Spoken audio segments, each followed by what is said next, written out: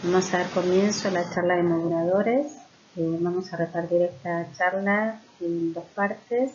La primera, voy a empezar, yo soy la doctora María Eugenia Lais, coordino el grupo de trabajo de fibrosis del adulto del Hospital Alemán de Buenos Aires.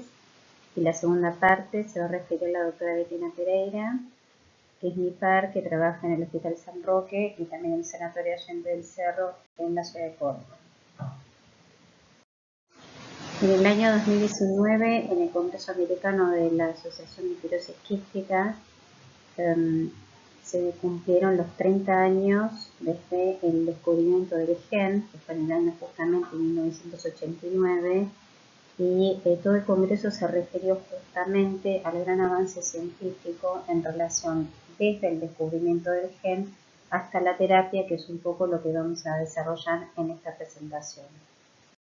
Hasta la fecha están descritas más de 2.000 mutaciones y acorde a donde tenga la alteración o el tipo de función de esa proteína, se las agrupa en 6 grandes grupos.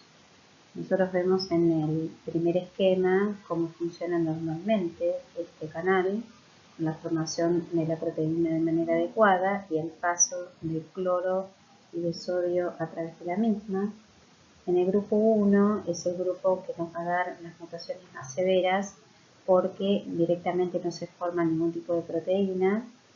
En el tipo 2 es una proteína que si bien se logra formar no llega a la membrana. El grupo 3 es aquella que llega pero no logra tener una función adecuada. Y a partir de aquí, tanto la 4, 5 o 6 de alguna forma tienen o funcionan de manera defectuosa o hay menos proteína o son proteínas poco estables. Y esto es importante porque en función de dónde esté la alteración es un poco la terapia a seguir. Las mutaciones genéticas, ya sean por disminución de la cantidad del CFTR o la disminución en la función del mismo, van a llevar como consecuencia anomalías en el fluido de la superficie celular, con la consiguiente alteración en el tratamiento mucociliar, obstrucción, infección e inflamación, que como consecuencia final van a terminar dando un daño pulmonar progresivo y irreversible con el fallo respiratorio. Por lo tanto, acorde a donde nos encontremos dentro de esta cascada fisiopatológica, vamos a tener la acción de los moduladores en la primera parte del gráfico. Cuando hablamos de disminución tanto en la cantidad como en la función del CFTR, y luego la acción a nivel de la superficie y en el tratamiento mucociliar con la participación del manitol y de la supresión hipertónica, y luego la acción a nivel de la obstrucción, infección e inflamación del pulmoceno de neasa, de los antibióticos inhalados, de los macrólidos y finalmente, cuando ya tenemos un daño pulmonar progresivo reversible, la consideración del trasplante pulmonar.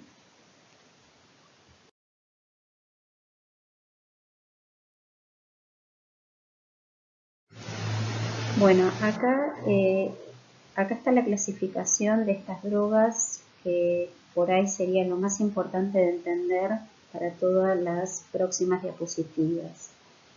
Cuando hablamos de moduladores tenemos 3 grandes grupos: los potenciadores, los correctores y los amplificadores. Y vamos a empezar con estos últimos desde la acción a nivel del núcleo hacia la superficie celular. Los amplificadores entonces son aquellos que van a actuar a nivel nuclear, aquellos que aumentan la disponibilidad de este CFTR inmaduro. Corresponde la terapia génica o estas terapias como los editores de DNA o los amplificadores por traslación, que hay un gran capítulo en todo esto que veremos un poquito más adelante. Una vez que logramos que esa proteína, ya sea inmadura, salga del núcleo, ahí actúan los correctores. Los correctores reparan el procesamiento defectuoso y facilitan la maduración apropiada y suministro de esa proteína a la membrana.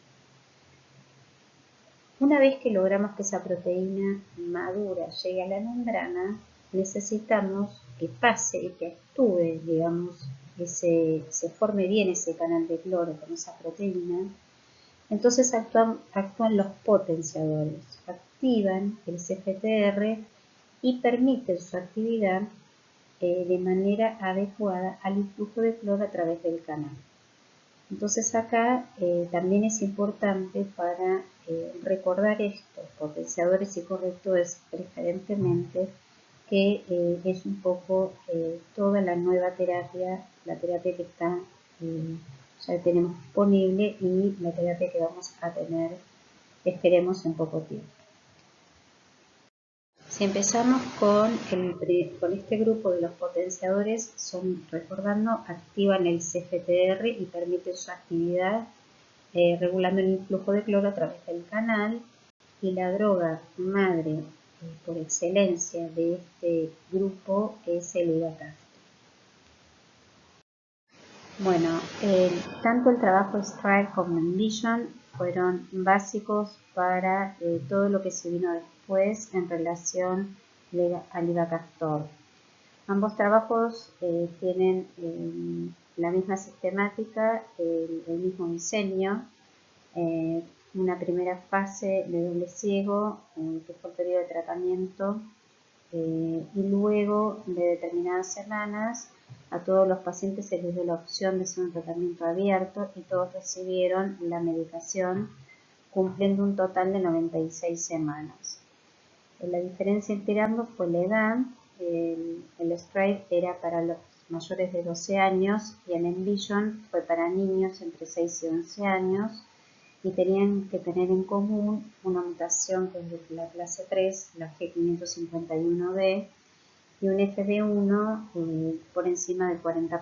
En relación a los resultados del STRIVE, en el grupo ivacaftor tuvieron una mejoría del FB1 en 10.6%, lo mismo los niveles de cloro, mejoría en la calidad de vida y el aumento de peso en 2.7 kilos.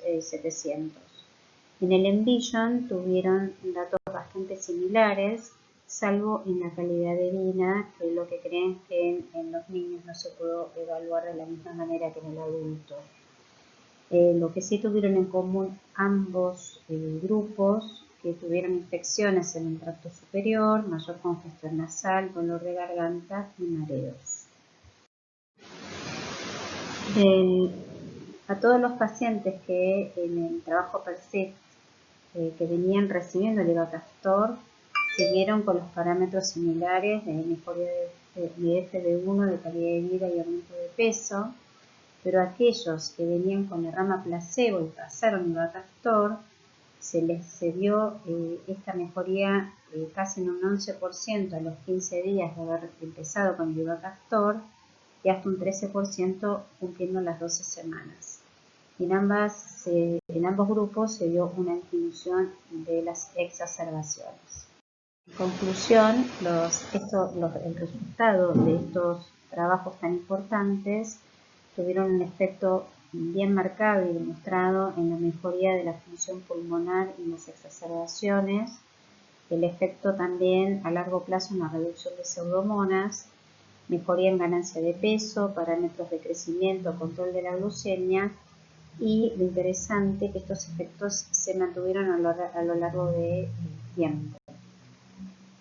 El éxito de estos trabajos se decidió ampliar el tipo de mutaciones, como ustedes pueden ver, otras mutaciones del grupo 3, y este trabajo es el CONNECTION, en donde también se vio la mejoría del FB1, mejoría de los índices de masa corporal, mejorías en los cuestionarios de calidad de vida y lo mismo con mejorías en los niveles del cloro en el sudor. Entonces, gracias al trabajo CONNECTION se pudieron ampliar en un primer momento las indicaciones del ivacaftor al grupo, a mayor cantidad de mutaciones del grupo 3, como están acá enumeradas, y sobre todo la R117H, pero en mayores de 18 años. Posteriores permitieron que en mayo del 2017 se ampliaran a más cantidad de mutaciones, que ustedes tienen acá en el gráfico, y permitiendo así incorporar a mayor cantidad de pacientes. Ahora pasamos a los correctores, recordando que son aquellos que van a mejorar y madurar la proteína para que pueda llegar a la superficie. ¿Por qué es importante este grupo? Este grupo porque afecta sobre todo a la clase 2. En la clase 2 tenemos a la mutación del TF508, que es la más frecuente a nivel mundial. El ejemplo claro de este grupo es el lumacastor, con la primera molécula que se estudió, que fue la DX809. Los primeros trabajos in vitro mostraban una mejoría hasta un 15% en el transporte del cloro, pero in vivo no se vio en un primer momento diferencias en el FD1, en el potencial de membrana o en los cuestionarios de calidad de vida. Otro dato interesante que este grupo de pacientes homocigotas del TF508 se intentó usar el ivacaftor para ver si había algún efecto como en el grupo 3. Y lo que se vio es que no tuvo un éxito como se esperaba. De hecho, no hubo diferencias en el FD1, ni en el cuestionario de calidad de vida, ni en el porcentaje de exacerbaciones, ni en el índice de masa corporal. Bueno, este trabajo es un trabajo también que fue el puntapié para la terapia que tenemos ahora, en donde se asoció un corrector con un potenciador en los pacientes del TF508 homocigota. Lograron randomizar más de 1000 pacientes y se les dio durante 24 semanas distintas dosis de lumacastor asociado a castor versus placebo, y luego de las 24 semanas todos los pacientes recibieron en el trabajo Progress, directamente pasaron a las dos ramas recibiendo todos la medicación. Acá pueden ver ya sea todos los pacientes que hayan recibido una u otra dosis de la medicación en relación al placebo tuvieron una mejoría tanto de FB1, que llegó hasta el 4% en algunos casos, como la disminución de casi hasta el 40% del porcentaje de exacerbaciones. Siguiendo con los avances de las drogas, lo mismo, se asoció el tezacastor con el ivacaftor en este mismo grupo de pacientes. Este trabajo llegaron a reclutar 510 pacientes, en donde se les dio 100 miligramos de tezacastor, 150 de ivacaftor 2 veces por día versus placebo, también durante un periodo de 24 semanas. Datos interesantes, fíjense que transcurrido ese tiempo llegó a disminuir hasta un 35% el porcentaje de exacerbaciones. Entonces, esta misma combinación de tezacastor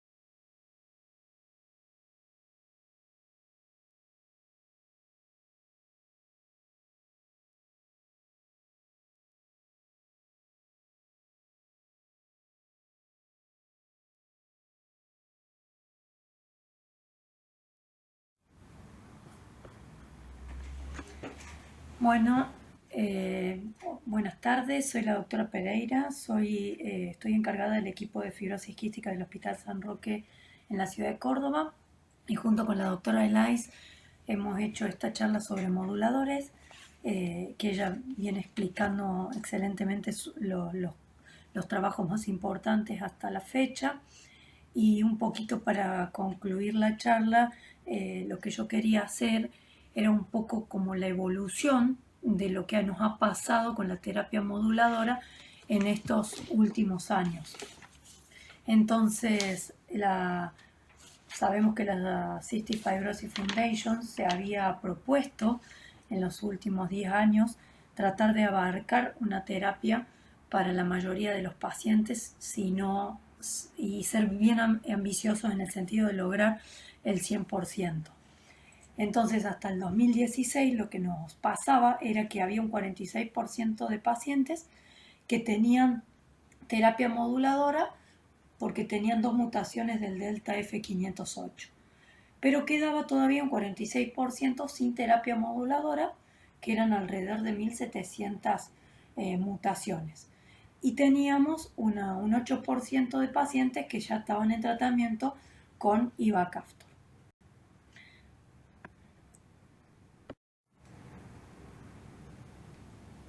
En ese sentido, como dijimos que el objetivo era abarcar el 100% de los pacientes, todavía quedaban 46% de mutaciones que no tenían terapia moduladora. Y en ese 46% estaban divididos en un 5% que tenían otras mutaciones con función residual, 5% de pacientes con una delta F508 sola con alguna otra, un 31% que no tenía delta F508 y al menos una mutación productora de proteína, y un 5% con 2 mutaciones clase 1 no productora de proteína.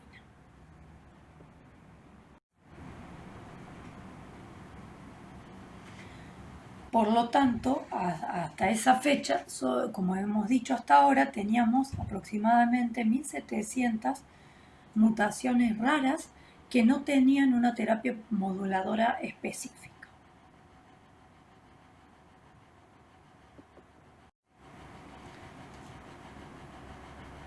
El desafío de las mutaciones raras era porque había más de 1.000 mutaciones CFTR con 5 o menos personas con fibrosis quística en el mundo, que los diseños de los estudios tradicionales en el mundo no son posibles para estas mutaciones raras, por lo que se avanzaba en otras opciones terapéuticas con el objetivo de tratamiento para todos los pacientes.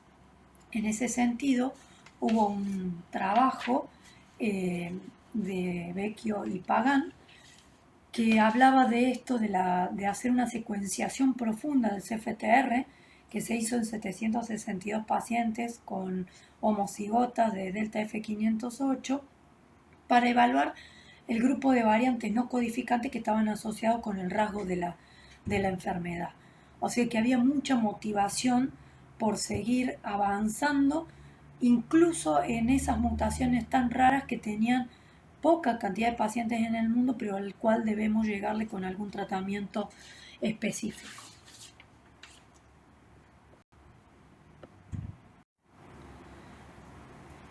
Y en ese sentido, esto que se llamó la nueva generación altamente eficaz de terapias combinadas con moduladores, que hace referencia a todas estas moléculas que la industria ha ido investigando y que tiene el objetivo de hacer medicina personalizada. Ese sería el ideal, según la cual el fármaco depende de la genotipificación del defecto.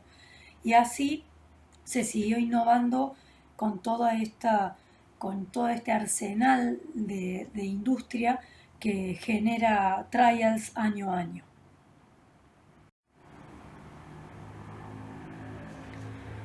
En ese sentido, por allá por 2008, empezaron las asociaciones de ivacaftor con tezacaftor, y luego comenzó este otro trabajo con la molécula 659 asociada a tezacaftor y ivacaftor en pacientes con fibrosis quística que tuvieran uno o dos alelos de delta F508.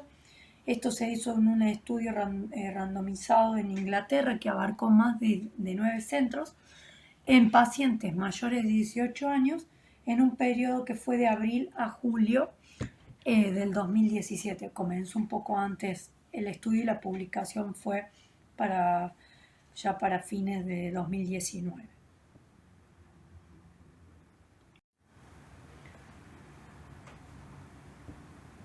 Bueno, en este estudio lo que se logró evaluar, las conclusiones fueron que hubo una mejoría significativa en el procesamiento del transporte de proteínas FTR delta F508 y el transporte de cloro in vitro. Hubo una aceptable seguridad con escasas reacciones adversas leves y moderadas, con aumento en la función pulmonar de más de 13 puntos en los delta F508 con otra mínima función y de casi 10 puntos en los que tenían homocigosis para delta F508, con mejoría en el cuestionario de calidad de vida.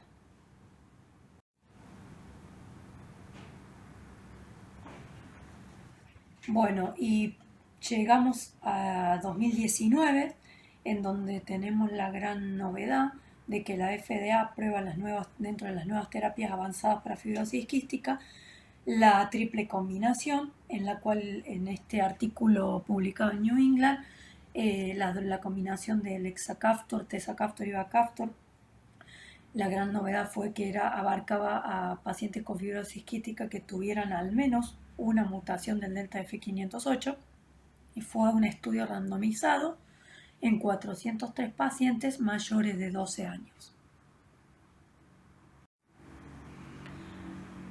Los objetivos primarios y secundarios, es decir, los endpoints, fueron alcanzados. El endpoint primario estuvo relacionado con la función pulmonar, con el cambio en BEP1. Los endpoints secundarios fueron en relación a la concentración de cloro en el sudor, los cambios en el cuestionario de calidad de vida y el índice de masa corporal.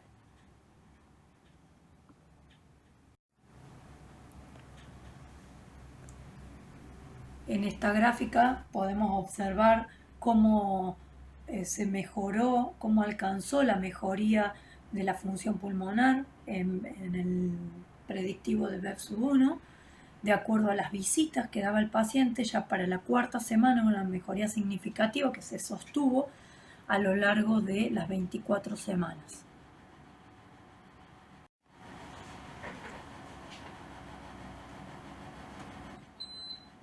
Bueno, en cuanto a las exacerbaciones pulmonares, hubo también una mejoría muy importante con respecto a todo el tipo de exacerbaciones, y si las discriminábamos en aquellas que requerían hospitalizaciones y en las que requerían tratamiento antibiótico endovenoso, también hubo una clara mejoría.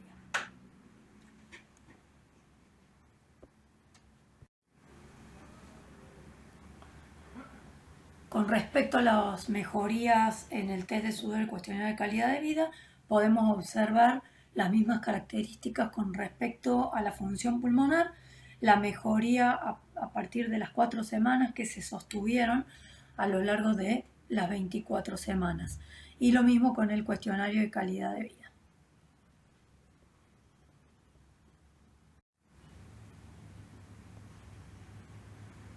Bueno, como conclusiones de este trabajo que nos lleva a, digamos, a tener un tratamiento ya para un 90% de las mutaciones de nuestros pacientes, tenemos que un 63% menos de exacerbaciones se han logrado con esta triple combinación, que hay una mejoría en el BEPS1 de 13 puntos, casi un 14% a las 4 semanas, y que se sostiene a las 24 semanas, con más de 20 puntos de mejoría en los cuestionarios de calidad de vida, con una caída de casi 42 miliosmoles por litro en la concentración de cloro en sudor, que se sostiene hacia las 24 semanas, y con reacciones leves a moderadas escasas, con lo cual solo un 1% de los pacientes tuvo que discontinuar la terapia por reacción adversa grave.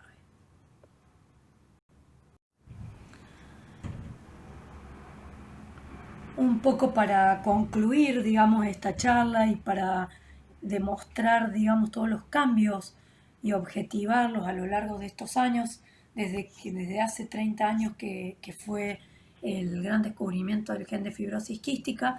En la enfermedad se ha avanzado mucho, pero realmente que los cambios significativos se han dado en los últimos 10 años, justamente a partir del 2012, cuando tuvimos nuestra primera terapia moduladora con ivacaftor, que fue un producto seleccionado entre más de 228.000 compuestos para conseguir un perfil farmacocinético adecuado y lograr esto que es el ideal de la medicina actual, que es la terapia personalizada. 2015 con una combinación de Leucaftor y Ivacaftor para los pacientes homocigota, y luego con los estudios de extensión que ya ha mencionado la doctora Lais en 2017, que lograron la ampliación de la indicación de Ivacaftor para otras 23 mutaciones. Llegamos a 2018 con una combinación de Ivacaftor con Tezacaftor a través de un estudio que se llamó Evolve, en el cual es aprobado para homocigotos o para aquellos que tenían una sola copia de 26 mutaciones específicas con actividad residual de la proteína. Y luego en 2019 tenemos el gran lanzamiento de la triple combinación, que bueno, que sabemos que ha dado muy buenos resultados y que esperamos que podamos ser utilizados en nuestros pacientes acá en la Argentina prontamente. Y creo que esto nos hace ver un poco que hay que ser optimistas con respecto, y de hecho la historia nos lo viene demostrando, que seguimos avanzando por querer que nuestros pacientes tengan la mejor calidad de vida. Así que bueno, muchas gracias y espero que esta charla haya sido de mucha utilidad.